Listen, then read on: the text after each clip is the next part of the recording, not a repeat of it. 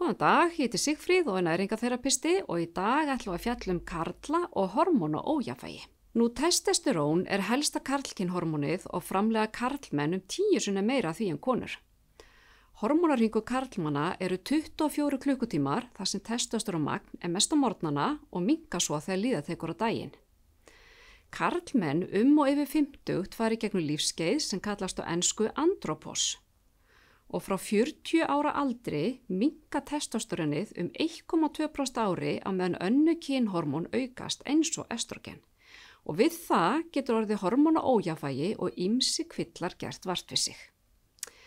Það bil 30% karlmanna á 60-aldri finna fyrir einkennum hormónabreytinga vegna minna magns af testosteróni. Og minnkunin á testosteróni á sér stað smá saman hjá öllum karlmönnum með hækkandi aldri.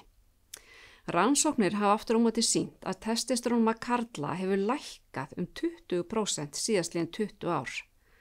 Þess vegna er mikilvægt að huga næringu, heilsusamlegum lífsstíl og streitustjórnun sem hefur áhrif á testosterónmagn líkamans. Einkenni og kvillar. Þegar ójafnvægi kemst á hormónin geta karlmenn upplifa ýmis einkenni sem hafa mikil áhrif bæði líkamlega og andlega.